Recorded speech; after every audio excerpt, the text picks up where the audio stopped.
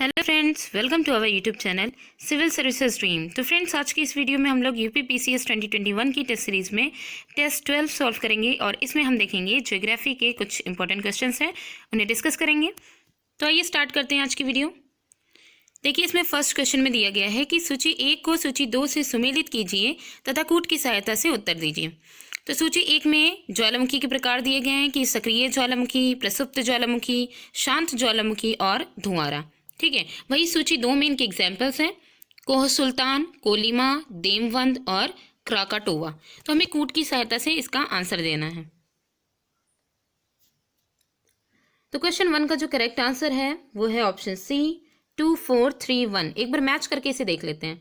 देखिए, यहाँ पे जो सक्रिय ज्वालामुखी है, सक्रिय ज्वालामुखी का जो एग्जाम्पल है वो है कोलिमा। ठीक है, और दूसरा है यहाँ पे प्रसुप्त ज्वालामुखी। प्रसुप्त ज्वालामुखी का जो एग्जाम्पल है वो है क्राकाटोवा। फिर है शांत ज्वालामुखी। शांत ज्वालामुखी का एग्जाम्पल है देमवंद। और लास्ट में है धुआंरा। धुआंरा का जो एग्जाम्पल है वो है कोह सुल्तान। कोह सुल्तान को शांत ज्वालामुखी भी कहते हैं। ठीक है, नेक्स्ट क्वेश्चन है क्वेश्चन नंबर 2। क्वेश्चन 2 में है निम्न में से कौन सा कथन सही सुमेलित है। तो देखिए, इसमें प्राथमिक तरंगे, ये तरंगे केवल ठोस से होकर के गुजरती हैं। एस तरंगे यानी सेकेंडरी वेव्स, इन्हें अनुदैर्ध्य तरंगे कहते हैं। लव तरंगे, एल वेव्स, ये तरंगे मुख्यतः धरातल तक ही सीमित रहती हैं। और लास्ट में दिया गया है गौड़ तरंगे द्रव पदार्थ में से गुजर सकती हैं। तो इसमें हमें यह बताना है कौन सा कथन सही है। तो क्वेश्चन 2 का जो करेक्ट आंसर है वो है ऑप्शन सी लव तरंगे।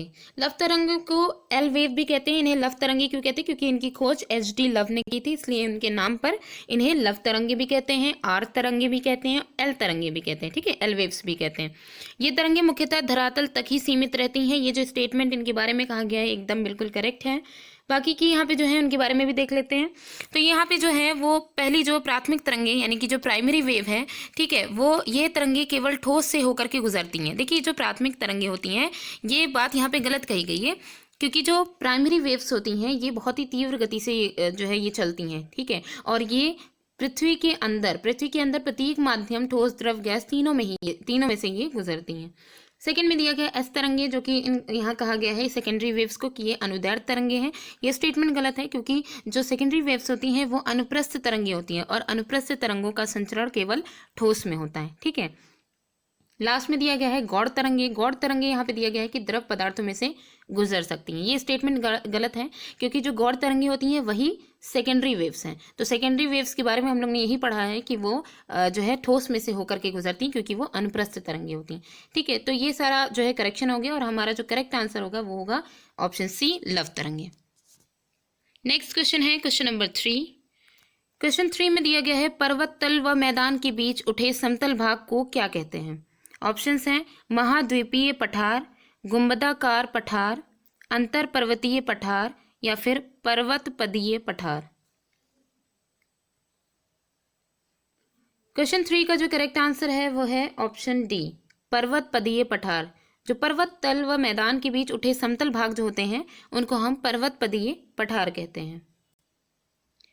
नेक्स्ट क्वेश्चन है हमारा क्वेश्चन नंबर 4। क्वेश्चन 4 में दिया गया है आर्कटिक महासागर में गिरने वाली एशिया की प्रमुख नदियां कौन कौन सी हैं। तो देखिए, यहाँ पे ऑप्शंस में आमूर, ओब और येनिसी, लीना, ओब, येनिसी, हुआंगहो, येनिसी, सीकियांग, आमूर, लीना और ओब। तो इसमें से कौन सी जो 3 इनका ग्रुप है जो कि प्रमुख नदियां हैं एशिया की। क्वेश्चन 4 का जो करेक्ट आंसर है वो है ऑप्शन बी लीना, ओब और येनिसी। ये 3 प्रमुख नदियां हैं आर्कटिक महासागर में गिरने वाली एशिया की। ये 3 प्रमुख नदियां हैं। नेक्स्ट क्वेश्चन यहाँ पे दिया गया है क्वेश्चन नंबर 5 में कि सूची 1 को सूची 2 से सुमेलित कीजिए तथा कूट की सहायता से उत्तर दीजिए। पहली सूची में आवास दिया गया है और दूसरी सूची में प्रजातियां दी गई हैं। ठीक है, कि कौन सी प्रजाति जो है किस तरीके के आवास में रहती हैं, उन आवासों के यहाँ पे नाम दिए गए। तो देखिए, आवास कौन कौन से हैं, ऑल, ठीक है, और क्राल, तिपी और युर्त। तो ये जो आवास हैं ये कौन सी प्रजातियां यूज करती हैं। तो प्रजातियां देखिए, वांटू एवं नेटाल की जूलू प्रजातियां, खिरगीज, कालमुख और कज़ाक प्रजातियां, यूरोप की काकेशस प्रजातियां और रॉकी पर्वत की पूर्वी भागों में निवास करने वाले जो रेड इंडियन होते हैं वो। ठीक है, कूट की सहायता से हमें इसका आंसर देना है।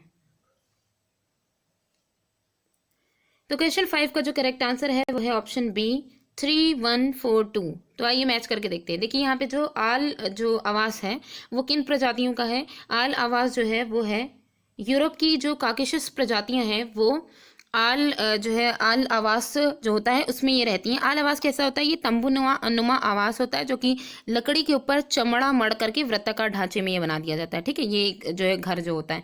ठीक है, ये यूरोप की जो काकेशस प्रजाति हैं वो इस तरीके के आवास बना करके इसमें रहती हैं। उसके बाद दूसरा है क्राल। क्राल जो है ये वांटू एवं नेटाल की जो जूली प्रजातियां हैं, ठीक है, जूलू प्रजातियां, ये जो है क्राल आवास बना के रहती हैं। क्राल आवास कैसा होता है, ये घास से निर्मित मानव आवास होता है, ये घास से बना हुआ होता है। फिर आता है तिपी। तिपी जो होता है ये रॉकी पर्वत के पूर्वी भागों में निवास करने वाले जो रेड इंडियन होते हैं वो तिपी बना के। तिपी होता क्या है, तिपी बैल के चमड़े से बना एक तंबू के आकार का आवास होता है, घर होता है। ठीक है, बैल के चमड़े से ये बना होता है। तो ये जो रेड इंडियन होते हैं वो तिपी आवास बनाते हैं। उसके बाद युर्त जो होता है वो किर्गिज, कालमुख और कजाक प्रजातियां जो आवास बनाती हैं उनको हम युर्त कहते हैं। युर्त में क्या होता है, ये पशुओं की खालों से निर्मित अस्थायी मानव आवास होता है। ठीक है, तो इसलिए क्वेश्चन 5 का जो करेक्ट आंसर है वो ऑप्शन बी है। नेक्स्ट क्वेश्चन है क्वेश्चन नंबर 6। क्वेश्चन 6 में दिया गया है ग्रेट सेंट बर्नार्ड दर्रा किन देशों के बीच मार्ग उत्पन्न करता है। ऑप्शंस हैं स्विट्जरलैंड और इटली, ऑस्ट्रिया और इटली, अंडमान सागर एवं दक्षिण चीन सागर, असम और अरुणाचल। क्वेश्चन 6 का जो करेक्ट आंसर है वो है ऑप्शन ए स्विट्जरलैंड और इटली। ग्रेट सेंट बर्नार्ड दर्रा जो है वो स्विट्जरलैंड और इटली देशों के बीच मार्ग उत्पन्न करता है। ठीक है, नेक्स्ट क्वेश्चन देखिए। क्वेश्चन नंबर 7 में है कि मरमरा सागर किस देश में स्थित है। ऑप्शंस हैं फ्रांस, तुर्की, इटली और इंडोनेशिया। तो क्वेश्चन 7 का जो करेक्ट आंसर है वो है ऑप्शन बी तुर्की। मरमरा सागर जो है वो तुर्की देश में स्थित है। नेक्स्ट क्वेश्चन है क्वेश्चन नंबर 8। क्वेश्चन 8 में दिया गया है कि इनमें से एशिया के स्थल रुद्ध देश कौन से हैं। तो देखिए 4 देश दिए गए, इनमें ये पूछा गया स्थल रुद्ध देश एशिया के कौन से हैं।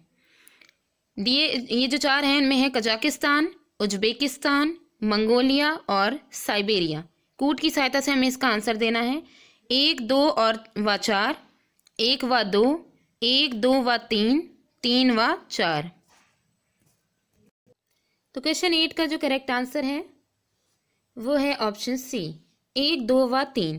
पहले तो हम ये जान लें कि ये जो स्थल रुद्ध देश हैं वो क्या होते हैं। स्थल रुद्ध देश उन देशों को कहते हैं जिनकी सीमा समुद्र से नहीं छूती है। ठीक है, समुद्र तट से ये टच नहीं करते हैं, ऐसे देशों को हम स्थल रुद्ध देश कहते हैं।